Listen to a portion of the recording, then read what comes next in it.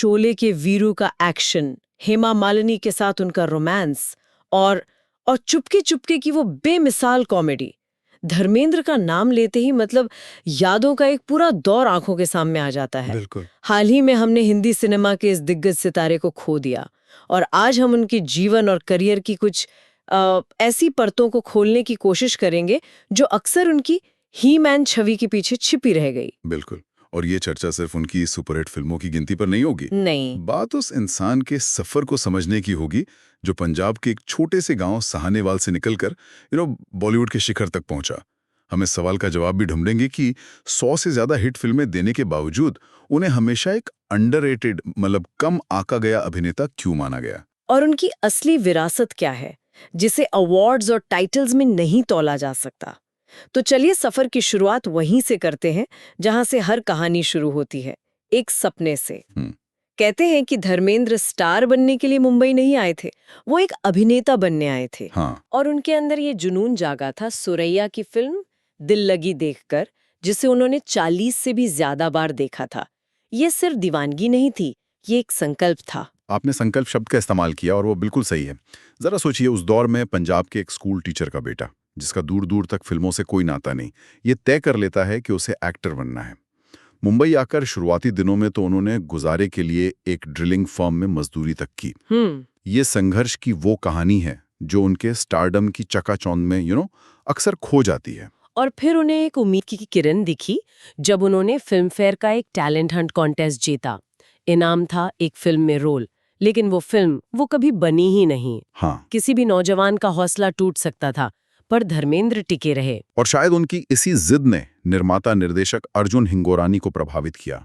उन्होंने धर्मेंद्र में कुछ खास देखा और उन्हें 1960 में अपनी फिल्म दिल भी तेरा हम भी तेरे में पहला मौका दिया। अच्छा। और दिलचस्प बात यह है कि धर्मेंद्र ने हिंगोरानी साहब का यह एहसान कभी नहीं भुलाया। अपने करियर के पीक पर भी वो अर्जुन हिंगोरानी की हर फिल्म में काम करते थे। अरे वाह! अक्सर सिर्फ ₹1 की सांकेतिक फीस पर। यह उनके जमीन से जुड़े होने का पहला सबूत था। इसी बात को थोड़ा और गहराई से समझते हैं। एक तरफ उनका इतना लंबा और सफल करियर और दूसरी तरफ ये सच्चाई कि उन्हें अपने काम के लिए पहचान मिलने में दशक लग गए। ये बात बहुतों को हैरान करती है कि धर्मेंद्र जी को उनका पहला बड़ा अवार्ड 62 साल की उम्र में मिला। हाँ, ये हिंदी सिनेमा के सबसे बड़े विरोधाभासों में से एक है। 1997 में सोचिए, 37 साल के करियर और सैकड़ों फिल्मों के बाद जब उन्हें फिल्म फेयर का लाइफ टाइम अचीवमेंट अवार्ड दिया गया तो वो मंच पर किसी नए कलाकार की तरफ फूट फूट कर रो पड़े थे। उनके आंसुओं में शायद सालों की वो टीस थी कि उनके अभिनय को कभी वो सम्मान नहीं मिला जिसके वो हकदार थे। और हकदार तो वो बेशक थे। सत्यकाम, बंदिनी, अनुपमा, चुपके चुपके, बेहतरीन फिल्में। इन्हें जैसी फिल्मों के लिए उन्हें सर्वश्रेष्ठ अभिनेता का नॉमिनेशन तो कई बार मिला, पर अवार्ड हमेशा किसी और को मिल गया। ऐसा क्यों हुआ? देखिए, इसके पीछे उस दौर के सिनेमा की सोच और जो वर्गीकरण था उसका एक बड़ा हाथ था। 70 के दशक में हिंदी सिनेमा कला और कमर्शियल के दो खेमों में साफ साफ बटा हुआ था। राइट। और धर्मेंद्र की ही मैन और एक्शन हीरो की छवि इतनी मजबूत थी कि समीक्षक और जूरी अक्सर सत्यकाम में उनके आदर्शवादी किरदार या अनुपमा में उनके संवेदनशील अभिनय के भीतर के कलाकार को नजरअंदाज कर देते थे। तो वो दोनों खेमों में फिट नहीं हो पाए एक तरह से। हाँ, वो दोनों दुनिया में थे, इसलिए शायद किसी एक का होकर वो प्रतिष्ठित सम्मान नहीं पा सके। ये धर्मेंद्र के नहीं बल्कि उस दौर की सिनेमैटिक सोच की एक सीमा थी। और कमाल की बात देखिए, जिस अभिनय क्षमता को अवार्ड्स ने नहीं पहचाना उसे उन्होंने 88 साल की उम्र में रॉकी और रानी के प्रेम कहानी में एक बार फिर साबित कर दिया। हाँ, बिल्कुल। कि सिर्फ अपनी आंखों और खामोशी से सब कुछ कह गए। वो दृश्य तो वाकई उनके पूरे करियर का एक निचोड़ जैसा था। उन्होंने दिखा दिया कि एक सच्चा कलाकार उम्र या संवादों का मोहताज नहीं होता, उसकी कला उसकी मौजूदगी में होती है। और शायद यही वजह थी कि हर दौर का निर्देशक उनके साथ काम करना चाहता था। ये एक बहुत दिलचस्प पहलू है। एक तरफ बिमल रॉय और ऋषिकेश मुखर्जी जैसे निर्देशक थे जो इंसानी रिश्तों और भावनाओं की बारीकियां पर्दे पर उतारते थे। बिल्कुल। तो दूसरी तरफ मनमोहन देसाई, रमेश सिप्पी और जेपी दत्ता जैसे निर्देशक थे जो लार्जर देन लाइफ मसाला सिनेमा के बादशाह थे। और धर्मेंद्र इन दोनों ही दुनिया के बीच एक पुल की तरह थे। एक पुल थे, हाँ। उनकी सबसे बड़ी खूबी थी उनकी सहजता और जमीन से जुड़ाव। 60 साल सिनेमा की चकाचौंध में रहने के बाद भी उन्होंने अपने अंदर के धर्म को जिंदा रखा, और यही सच्चाई उनके अभिनय में भी झलकती थी। ऋषिकेश मुखर्जी जैसे निर्देशक इसी सहजता के कायल थे। उन्होंने धर्मेंद्र के एक्शन हीरो वाले चोले को उतारकर उनके अंदर के सीधे साधे संवेदनशील इंसान को पर्दे पर दिखाया। और हरिषिकेश मुखर्जी के साथ उनका काम तो एक केस स्टडी जैसा है। एक ही निर्देशक के साथ उन्होंने सत्याकाम जैसी गंभीर और आदर्शवादी फिल्म की, जिसे आज भी उनके करियर का सर्वश्रेष्ठ प्रदर्शन माना जाता है। और फिर उसी निर्देशक के साथ चुपके चुपके जैसी मतलब क्लासिक कॉमेडी भी की। यही तो उनकी रेंज थी। सत्यकाम का सत्यप्रिय आचार्य जो उसूलों के लिए अपनी जिंदगी दांव पर लगा देता है, और छुपके चुपके का प्रोफेसर परिमल त्रिपाठी बनाता है। ये दोनों किरदार एक ही अभिनेता ने निभाए हैं, इस पर यकीन करना मुश्किल होता है। ये विविधता ही उन्हें अपने समकालीन कलाकारों से अलग करती थी। वो शोले और धर्मवीर के एक्शन हीरो भी थे और अनुपमा के कवि लेखक भी। सही। और जब शोले की बात आती है तो उनके करियर का सबसे बड़ा मील का पत्थर याद आता है। यहाँ भी एक दिलचस्प कहानी है कि वो पहले वीरू का नहीं बल्कि ठाकुर बलदेव सिंह का किरदार निभाना चाहते थे। हाँ, ये किस्सा बहुत मशहूर है। रमेश सिप्पी ने जब उन्हें कहानी सुनाई तो उन्हें ठाकुर का किरदार ज्यादा दमदार लगा। अच्छा। लेकिन फिर उन्हें पता चला कि बसंती का रोल हेमा मालिनी कर रही हैं, और कहानी में वीरू का ही बसंती के साथ रोमांस था। तो फिर तो वीरू ही बनना था। कहते हैं कि धर्मेंद्र ने रमेश सिप्पी से मजाक में कहा था, अगर मैं वीरू नहीं बना तो मैं ये फिल्म नहीं करूंगा। बाकी तो इतिहास है। इसी फिल्म की शूटिंग के दौरान उनकी और हेमा मालिनी की प्रेम कहानी परवान चढ़ी और 1980 में दोनों ने शादी कर ली। ये उनके निजी जीवन का एक पहलू था, लेकिन वो अपने परिवार और गांव के लिए भी उतने ही समर्पित थे। पंजाब के नसराली गांव में उनका जन्म हुआ, और जब वो धर्म से बॉलीवुड के धर्मेंद्र बने तब भी उन्होंने अपनी जड़ों को कभी नहीं भुलाया। अगर हम इसे एक बड़े परिप्रेक्ष्य में देखें तो उनका यही जमीन से जुड़ाव होना ही उनके स्टारडम को दूसरों से अलग बनाता था। वो कभी भी एक ऐसे स्टार नहीं लगे जिनसे मिलना नामुमकिन हो। बिल्कुल, वो लोगों को अपने लगते थे।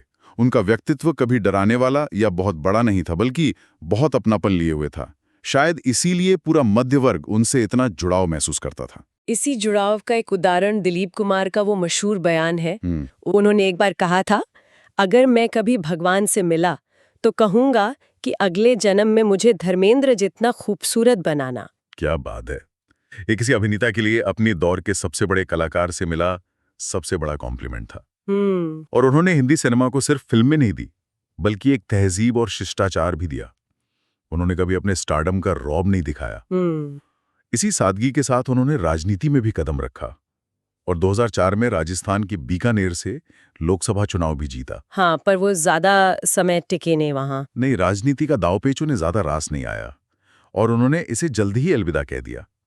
2012 में उन्हें देश के तीसरे सबसे बड़े नागरिक सम्मान पद्म भूषण से भी सम्मानित किया गया। अपने जीवन के आखिरी सालों में जब वो फिल्मों से दूर थे तो उन्हें सुकून अपनी मिट्टी में ही मिलता था। वो अपने फार्म हाउस पर खेती करते थे, फल और सब्जियां उगाते थे। हाँ, वो तस्वीरें और वीडियो अक्सर साझा करते थे। और वो तस्वीरें अपने प्रशंसकों के साथ साझा करते थे। ऐसा लगता था जैसे पंजाब के खेतों से शुरू हुआ सफर मुंबई के चकाचौंध से गुजरकर वापस खेतों की शांति में ही पूरा हो रहा था। बिल्कुल, वो चक्र जैसे पूरा हो गया था। वो वापस धर्म बन गए थे जो अपनी जमीन से प्यार करता है। यहाँ एक बहुत ही दिलचस्प विरोधाभास सामने आता है। उन्हें कभी राजेश खन्ना की तरह सुपरस्टार या राजेंद्र कुमार की तरह जुबली कुमार जैसे भारी भरकम टाइटल नहीं दिए गए। फिर भी 60s के दशक के मध्य से लेकर ऑलमोस्ट 80s के अंत तक, यानी लगभग 3 दशकों तक उनकी फिल्में बॉक्स ऑफिस पर राज करती रहीं। ये कैसे मुमकिन हुआ? ये विरोधाभास नहीं है, बल्कि उनके स्टारडम की असली ताकत है। उनका स्टारडम टाइटल्स का मोहताज नहीं था, वो दर्शकों के दिलों से निकला था। उनकी लगभग 200 से ज्यादा फिल्मों में से 100 से ज्यादा हिट मानी जाती हैं, और ये उस दौर की हिट हैं जब कोई फिल्म सिनेमाघरों में 25 हफ्ते यानी सिल्वर जुबली मनाती थी, तब जाके हिट कहलाती थी। तो इसका असली मतलब क्या निकलता है? मतलब ये है कि अवार्ड्स और टाइटल से परे उनकी असली ताकत बॉक्स ऑफिस पर उनकी पकड़ थी। पकड़, और उससे भी ज्यादा उनकी फिल्मों की रिपीट वैल्यू। हाँ, ये उनकी विरासत का सबसे अहम हिस्सा है। टाइटल्स और अवार्ड्स समय के साथ धुंधले पड़ सकते हैं, लेकिन ऐसी फिल्में बनाना जो पीढ़ियों तक देखी और सराही जाएं, यही एक कलाकार की सबसे बड़ी सफलता है। सही बात है। चुपके चुपके, शोले, सीता और गीता, प्रतिज्ञा, ये फिल्में आज भी जब टीवी पर आती हैं तो लोग रुक कर देखते हैं। नई पीढ़ी भी उन्हें उतने ही चाव से देखती है। तो ये कहानी थी धर्मेंद्र की, एक ऐसे अभिनेता जिसने अपने जुनून के दम पर अपनी जगह बनाई, जो अपनी सहजता के लिए हर तरह के निर्देशक का पसंदीदा रहा और जिसने स्टारडम की चमक को कभी अपनी सादगी पर हावी नहीं होने दिया। धर्मेंद्र ने सिनेमा को सिर्फ यादगार फिल्में ही नहीं दी, बल्कि एक ऐसा स्वभाव और शिष्टाचार भी दिया जो आज के दौर में दुर्लभ होता जा रहा है। आज जब स्टारडम की परिभाषा बदल रही है, उसके प्रदर्शन का तरीका बदल रहा है, तो ये सोचना दिलचस्प होगा कि हमें धर्मेंद्र को सिर्फ उनकी फिल्मों के लिए नहीं, बल्कि उनकी उस सहजता और जमीन से जुड़े व्यक्तित्व के लिए भी क्यों याद रखने की जरूरत है। सवाल यह है कि क्या आज का सिनेमा, जो परफेक्शन और मार्केटिंग पर इतना जोर देता है, ऐसी स्वाभाविक और दिल से निकली सादगी को फिर से अपना सकता है?